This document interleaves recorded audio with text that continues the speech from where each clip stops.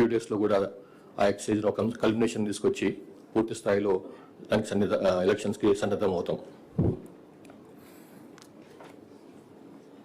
ఇప్పుడే నేను DGP charge తీసుకున్నాను కాబట్టి ఎందుకంటే నేను చెప్పవలసింది ఏం లేదు. పోలీస్ డిపార్ట్మెంట్కు ఏదైతే మీరు మొదటి నుంచి పూర్తి సహకారం అందిస్తున్నారో అట్లనే సహకారం అందిస్తారని చెప్పి నాకు నమ్మకం ఉంది. మేము కూడా మా టీం కూడా చాలా స్ట్రాంగ్ టీం ఉంది. వాళ్ళు కూడా ఎప్పటికప్పుడు మీకు ఇన్ఫర్మేషన్ అందిస్తుంటారు ఏమైనా విషయాలపైన. దయచేసి ఆథెంటిక్ ఇన్ఫర్మేషన్ అందుకున్న తర్వాతనే మీరు ఏదైనా రాసినా కానీ చూపించినా కానీ బాగుంటుందని చెప్పి నా యొక్క విన్నపం. So thank you very much. Have a great Dasara again. So let's go for breakfast. Sir అంటే ఫస్ట్ మీ ముందున్న సార్ రమేష్ వైట్ సార్ మీ ముందున్న డిపార్ట్మెంట్లో ఉన్న సవాల్స్ అంటే ఫస్ట్ ఎంప్లాయ్ షార్టేజ్ కావచ్చు, లేకుంటే మీ ముందున్న సవాళ్ళు ఏంటివి, ఎట్లా చేయబోతున్నారు? ఆల్రెడీ నేను ఫస్ట్ ఛాలెంజ్ గురించి మాట్లాడినాను. ఇప్పుడు ఇమీడియట్లీ మాకు ఎలక్షన్స్ లోకల్ బాడీ ఎలక్షన్స్ గురించి మాట్లాడినాను. So that the main challenge మాకు ఇప్పుడు. తర్వాత మీరు చెప్పిన వేకెన్సీస్ గురించి, కోర్స్ చాలా వేకెన్సీలు ఉన్నాయి. సో ఆల్మోస్ట్ నాకు చూస్తే 17,000 ఆడ్ వేకెన్సీస్ ఉన్నట్టు తెలుస్తుంది. నాకు ఆల్రెడీ గవర్నమెంట్కి ప్రపోజల్స్ పోయినట్టున్నాయి వాటిని నియామకం చేసేందుకు అని చెప్పి. I think we can expect some త్వరలోనే దానిపైన కూడా నెక్స్ట్ కోర్స్ ఆఫ్ యాక్షన్ మొదలవుతుంది. సార్ నేను వాసుదేవాచారి సార్ మీకు బేసిక్ పోలీసింగ్ పైన ఎక్కువ నమ్మకం ఉంది అన్నారు ఒక సందర్భంలో. దాన్ని ఏ విధంగా మీరు అమలు చేయబోతున్నారు ఒకసారి చెప్పగలుగుతారా?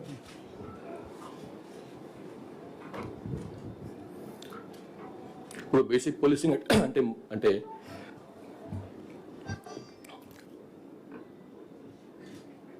ఒరిజినల్ పోలీసింగ్ అయితే చేసేవాళ్ళు మన వాళ్ళు ఫుడ్ పెట్రోల్స్, వెహికల్ పెట్రోల్స్, ఏరియాలో బీట్స్, ఇవన్నీ కూడా బేసిక్ పోలీసింగ్లో భాగమే అవి.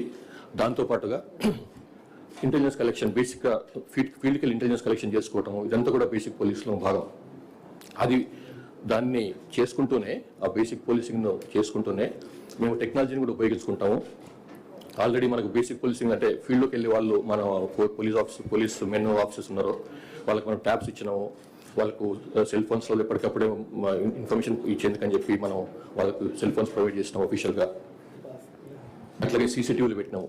అంటే it's a fusion of basic policing and technology. అది బేసికల్గా దేన్ని నెగ్లెక్ట్ చేయలేము. దాన్ని బేసిక్ పోలీసింగ్ నెగ్లెక్ట్ చేయము, అట్లా అని చెప్పి టెక్నాలజీ నెగ్లెక్ట్ చేయలేము. కాబట్టి రెండింటిని ఫ్యూజనే మా పోలీసింగ్ ఉంటుందని చెప్పదలుచుకున్నాను.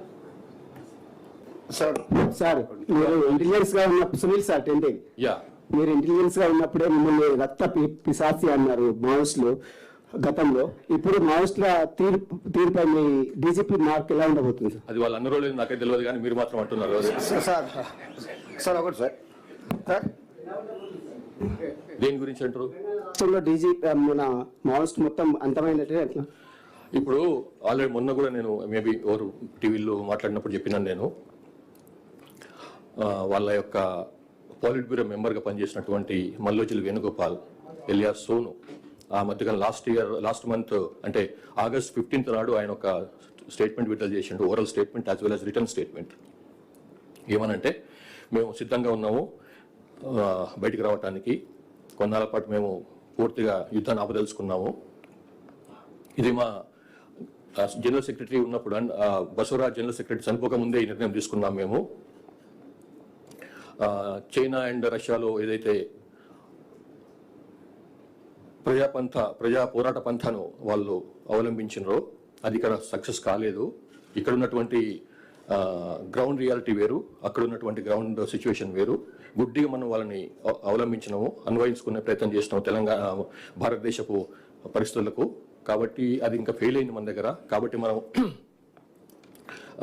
మనం ఫీల్డ్ని మర్చిపోయి, ఫీల్డ్ సిచ్యువేషన్ మర్చిపోయి ఏదో గుడ్డిగా ముందుకెళ్ళిపోయినాము, తప్పు. కాబట్టి అని ఆయన్నే పోలిట్ బ్యూరో మెంబర్గా ఉన్నటువంటి ఆయన్నే ఇటువంటి మాట అన్నప్పుడు ఇక ఐడియాలజీ, ఆ సిద్ధాంతం ఏదైతే ఉందో అది ఫెయిల్ అయినట్టే అని అనుకుంటున్నాం మేము. కాబట్టి మేము మళ్ళొకసారి ఓపెన్గా పోలీస్ డిపార్ట్మెంట్ తరఫు నుంచి వాళ్ళకు ఒక విన్నపం చేస్తున్నాము, బయటికి రాండి, జనజీవన స్రవంతులను కలిసిపోండి, మీ మీద ఇట్లాంటి కేసుల విషయంలో కానీ ఇట్లాంటి విషయంలో మేము చాలా సింపథెటిక్గా ఉంటాము, సానుభూతితో వ్యవహరిస్తాము. పోలీసుల నుంచి సోకాల్డ్ ఏదైతే మీరు భయపడుతుంటారో ఇది వేధిస్తారు అని చెప్పి అట్లాంటి వేధింపులు ఏమి ఉండవు. మీరు ఏమాత్రం సంశయం లేకుండా నిర్భయంగా వచ్చి బయటకు వచ్చి లొంగిపోండి. బయటకు వచ్చి ప్రభుత్వం ముందర మీ ఆత్మసమర్పణ చేయండి. మీ ఎంబడి ఉంటాం. మేము తర్వాత మేము లాస్ట్ 4-5 months నుంచి 6 months నుంచి చేస్తున్నటువంటి ప్రయత్నాల వల్లనే చాలా మంది బయటకు వచ్చినారు పార్టీ నుంచి, ఇంక్లూడింగ్ ఒక సెంట్రల్ కమిటీ మెంబర్ అయినటువంటి సుజాతక్క కూడా బయటకు వచ్చేసి ఆమె ప్రభుత్వం ముందర ఆత్మసమర్పణ చేసుకున్నారు. వారు హాయిగా వాళ్ళ ట్రీట్మెంట్ కూడా పొందుతుంది ఆమె. మేము కూడా వారికి సహకరిస్తున్నాము ట్రీట్మెంట్ పొందడంలో. కాబట్టి ఛత్తీస్గఢ్ వాళ్ళైనా కూడా బయటకు వచ్చింది, మన పోలీసులు తెలంగాణకు వచ్చి తెలంగాణ ఆఫీసుల ముందు వచ్చి వాళ్ళు పార్టీని వదిలేసినారు. కాబట్టి మేము కూడా మళ్ళొకసారి మీకు అప్పీల్ చేసేది ఏంటంటే బయటకు రండి. We're here to help you, we're here to welcome you. Thank you. చేసిన స్టేట్మెంట్ ను వాళ్ళ పార్టీ అతను దాన్ని ఖండిస్తూ అది వ్యక్తిగతం అని చెప్పారు కదా సార్. అది అందులో మల్లోజుల వేణుగోపాల్ ఇచ్చిన స్టేట్మెంట్ మీరు పూర్తిగా చదివితే ఆయన ఏమన్నాడు, అందులో జనరల్ సెక్రటరీగా బసవరాజు ఉన్నప్పుడే ఈ డిస్కషన్ అయిపోయింది అన్నాడు. అంటే బసవరాజు ఉట్టిగా ఏదో డిస్కషన్ ఉట్టి చేయడు కదా ఆయన. వాళ్ళ సీసీలో సెంట్రల్ కమిటీలో డిస్కషన్ అయిన తర్వాతనే దానికి అనుగుణంగానే ఆయన స్టేట్మెంట్ ఇచ్చారని అనుకుంటున్నాం మేము. కానీ ఆ టైంలోనే జరిగినటువంటి ఎన్కౌంటర్లో ఆయన మరణించినాడు బసవరాజు. కానీ నిర్ణయం మాత్రం అది పొలిట్ బ్యూరో తీసుకున్న సీసీ తీసుకున్నటువంటి నిర్ణయమే అని మేము భావిస్తున్నాము. కాబట్టి తర్వాత దానికి మళ్ళీ ఈయన ఎవరైతే జగన్ ఇచ్చినటువంటి స్టేట్మెంట్ వేణుగోపాల్ ఇచ్చిన స్టేట్మెంట్ ఖండిస్తూ జగన్ స్టేట్మెంట్ ఇచ్చిండో ఆ స్టేట్మెంట్ కూడా ఖండించుకుంటూ మళ్ళీ వేణుగోపాల్ కొత్త స్టేట్మెంట్ కూడా రిలీజ్ చేసిండు. మీరు చూసి ఉండాలి అది. కాబట్టి మేము మరోసారి వాళ్ళకి విన్నపం చేస్తున్నాం. మీరు ఈ రకంగా మీరు కలహించుకొని మీ మధ్యలో ఇట్లాంటి స్పర్ధలు ఉన్నప్పుడు లాభం లేదు.